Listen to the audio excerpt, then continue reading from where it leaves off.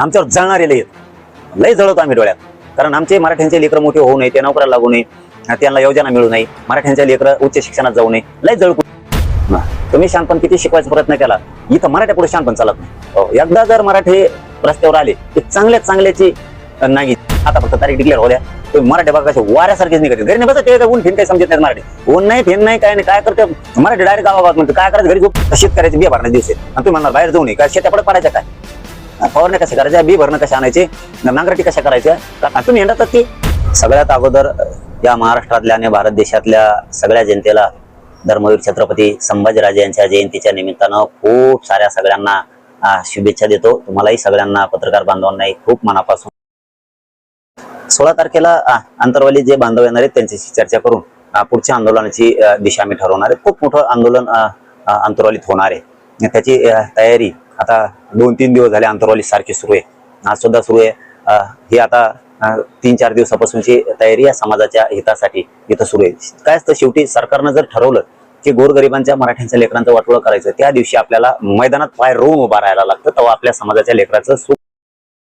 त्यांना आता त्यांचं भविष्य टांगलेलं आहे. आता जूनमध्ये ऍडमिशन होणार आहे, सरकार व्हॅलिडिटी देत नाहीये, नोकऱ्याला लागलेत पोरं त्यांना व्हॅलिडिटी देत नाही. कशामुळे देत नाहीत, आमच्या नोंदी सापडल्यात, का देत नाहीत, काय कारण वाटोळं करण्याचं. परत हैदराबाद गॅझेटियरचा GR काढला, प्रमाणपत्रच वाटप करत नाहीयेत, 308च केले, गप बसले. तुम्ही नादी लावताय आम्हाला. एक गोष्ट खरी आहे ना, आम्ही कबूल केली ना की सरकारनं हैदराबादचा GR काढला, त्याची अंमलबजावणी पण केली, प्रमाणपत्र पण दिले, तुम्हाला आम्ही शाबासकी पण दिले, समाजानं तुम्हाला. तुम्ही आता अडून धरणार असला तर हे शक्य नाही. तुम्ही किती शहाणे असलात, तुम्ही शहाणपण किती शिकवायचा प्रयत्न केला, इथं मराठ्या पुढे शहाणपण चालत नाही. एकदा जर मराठी रस्त्यावर आले की चांगल्याची नागी जिरवितात. कारण मराठ्यांच्या तुम्ही बलिदान गेलेल्या कुटुंबाचा विषय मार्गे काढत नाहीये, तुम्ही शिंदे समितीला मुदत वाढ देत नाही, तुम्ही सारथीचे विषय तसे ठेवलेत, तुम्ही 17 संस्थांचा गॅझेटियरचा विषय मार्गे काढत नाही. म्हणजे काय येडे समजता लोकांना तुम्ही. कोल्हापूरच्या संस्थांचा तोच विषय चाललाय, तुम्ही औंध संस्थांचाही गॅझेटियरचा हे करत नाहीये. तुम्ही 58 लाख नोंदी सापडल्या, त्याच्या पुढे यादी लावली पाहिजे ग्रामपंचायतला. शिंदे साहेबांनी मुख्यमंत्री असताना याद्या लावल्या, शिबिरं घेतली होती, तसं फडणवीस साहेबांना शिबिर घ्यायला काय हरकत, काय द्यायचं. जर छाती ठोकून सांगायला पाहिजे फडणवीस साहेबांनी. मराठवाड्यातल्या ह्या हैदराबाद गॅझेटियरच्या नोंदी ज्यांना आरक्षण मिळाले त्यांच्या 100 वर्ष आधीच्या, त्यामुळे मराठवाड्यातल्या मराठ्यांचा GR काढलाय मी मराठवाड्यातल्या मराठ्यांना आरक्षण देणार, छाती ठोकून सांगायला पाहिजे. मला जिंकायचे राव गोरगरीब मराठ्यांचे, काय हरकत आहे. तुम्ही जर प्रमाणपत्र देत नाहीये, तुम्ही जाणून बुजून सारथीच्या महामंडळाचे विशेष मार्गे काढत नाहीयेत, सुट्टी नाही ही तर सुट्टी नसती. तुम्ही मराठी बघा कशी आता तारीख डिक्लेअर होऊ द्या फक्त आंदोलनाची, वाऱ्यासारख्या मराठी आंतरवालीकडे निघत आहेत. मराठी सुट्ट्या नाहीत. कारण आम्हाला आमच्या लेकरात इतकं काय असतं, ज्या वेळेस आम्ही आंदोलन केले त्यावेळेस आम्ही समाजाच्या पदरात पडलो, थोडं करून कवाना खूप समाजाच्या पदरात टाकला आम्ही. खूप 70-80 वर्षात जे कधीच मिळणार नव्हतं ते हळूहळू करून थोडं. कारण समाजाला ही गोष्ट कळाली, माझ्या मराठा समाजाला, की आपल्याला एकदाच वन टाइम देत नाहीत का, आमच्यावर जळणारे लय जळवतो आम्ही डोळ्यात. कारण आमचे मराठ्यांचे लेकरं मोठे होऊ नये, ते नोकऱ्याला लागू नये, त्यांना योजना मिळू नये, मराठ्यांच्या लेकरं उच्च शिक्षणात जाऊ नये, लय जळ कुठे. आणि मग हे जळणारे लोक असल्यामुळे मराठ्यांच्या लक्षात आले थोडं करून का समाजाच्या पदरात.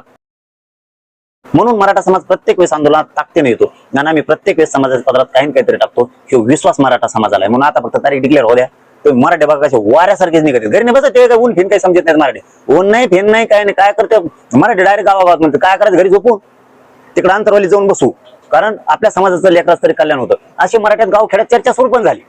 कारण हे करावंच लागणार आहे. आणि काय करावं घरी झोपून, ऊन लागत आहे म्हणून मग मराठीचं लेकराचं वाटोळ होते. ऊन फान काही करीत नाही, मुसळधार पाऊस काही करत नाही, अख्ख्या मराठीत.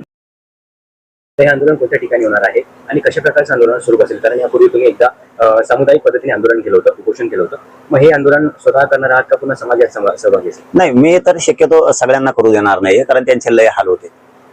ते नुसते अंतरवाली येऊन बी बसले तरी सरकारला काम फुटत, नुसते येऊन बी बसले तरी खूप झालं. आणि आपल्याला असंच करून मिळवावं लागणार आहे. 70-80 वर्षात जे मिळालं नाही ते थोडं करूनच आपल्याला समाजाच्या पदरात टाकावं लागणार आहे. आपण हळूहळू करून हैदराबादचा GR घेतलाय, आता प्रमाणपत्र घ्यायचे. हे आपल्याला वारंवार लढावं लागणार आहे, संघर्ष करावाच लागणार आहे सारखं. आणि मैदानात एकदा पायावरून उभं राहिलं ते आम्ही घेतोच, सोडतच नाहीत. आणि मराठीला पक्का माहिती, म्हणून मराठी सुद्धा प्रत्येक आंदोलनात फुल ताकदीने येते. आणि तुम्ही आता बघा नुसती तारीख डिक्लेअर होण्या असे वाऱ्यासारखे मराठी निघणार आहेत आणि खूप मोठं आंदोलन होणार आहे. आणि ती वेळ आमच्यावर येऊ देऊ नये सरकार. हे आंदोलन अंतरवाली सराटीत होईल का? अंतरवाली सराठी तुम्ही स्वतः करता? हो, आंतरवाली सराटीत आंदोलन होणार, खूप मोठं होणार. ती वेळ आमच्यावर येऊ देऊ नये. पुन्हा पुढची घोषणा करायची तर वेळच येऊ देऊ नये. कारण यापूर्वी तुम्ही 2 वेळेस मुंबई आंदोलन केलं होतं, म्हणजे मुंबई मुंबईला तर जायची वेळच सरकारने येऊ देऊ नये. आता तर लय कुठे फजिती करीत असतात. हो, शहाणे असतील त्यांनी आंतरवालीच्या आंदोलनातच आमच्या सगळ्या विषयाचा तोडगा काढून टाकावा आणि मराठ्यांचे मन जिंकावेत, हे देवेंद्र फडणवीस साहेबांनी करावं. मुंबईत यायचं पुन्हा सरकारने वेळ येऊ देणे, पोटे इतके बेजार करतील मग भयानक.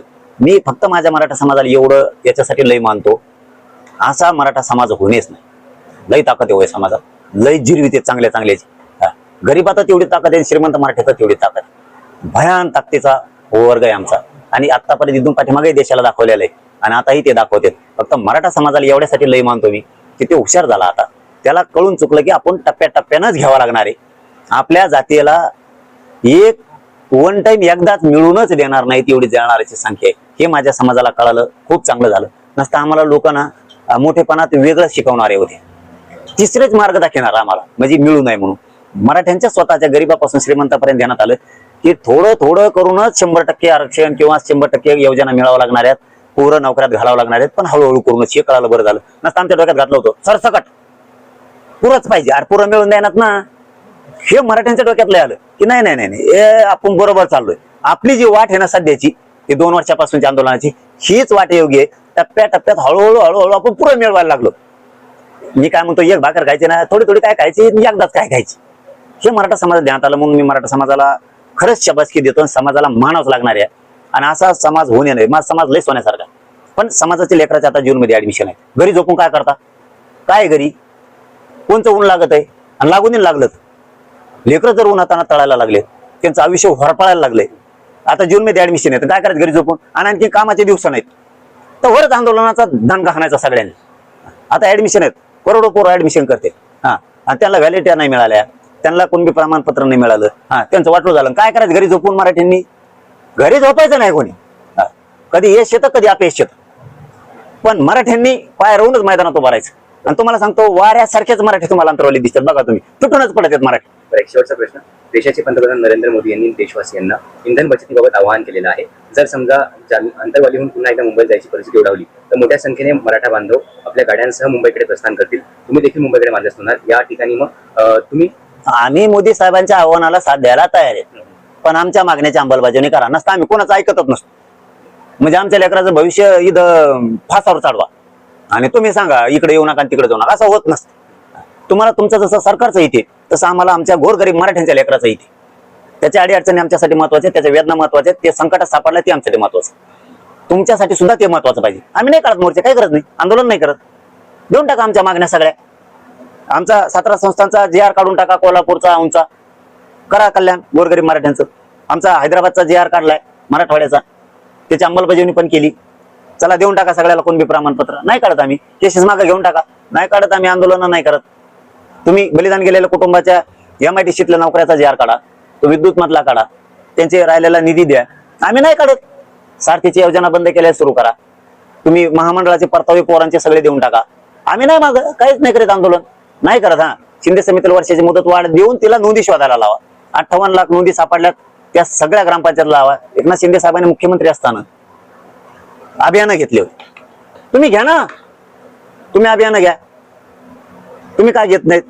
ह्या सगळ्या गोष्टी करायच्याच, त्याशिवाय आम्ही मागे हटत नाही. जेवढ्या मागण्या आहेत त्या मागण्यावर तोडगा काढल्याशिवाय सरकारला सुट्टी नाही. आंदोलन अंतरवलीत खूप मोठं होणार आणि मराठे तुटून आंदोलनात सहभागी होणार आहे. नरेंद्र मोदींच्या आव्हानाकडे तुम्ही कसं बघतात?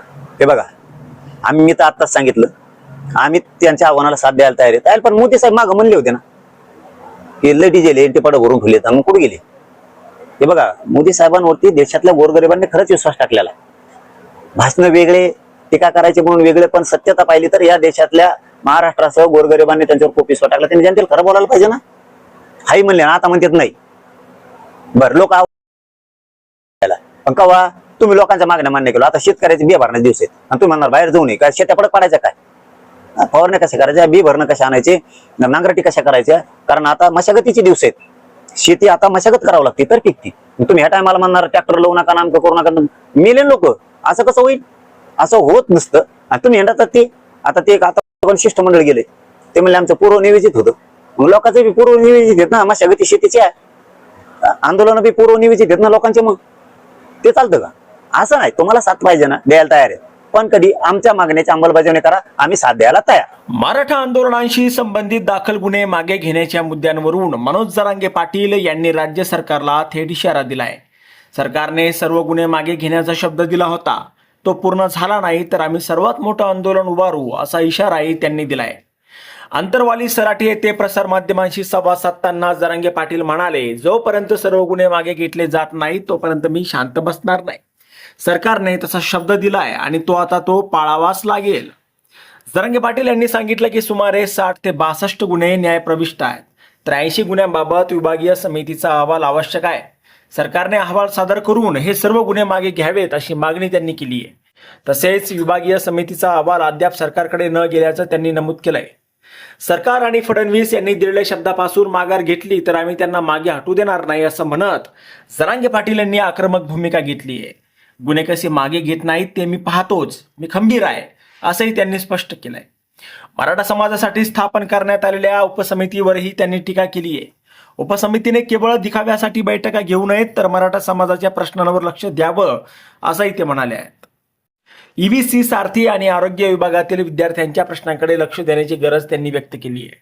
मराठा विद्यार्थ्यांना 100% न्याय मिळेल अशी अपेक्षा होती, पण प्रत्यक्षात उलट चित्र दिसत आहेत. ओबीसी समाजाला मिळणाऱ्या योजना मराठा समाजाला काय मिळत नाहीत असाही सवाल जरांगे पाटील यांनी उपस्थित केलाय.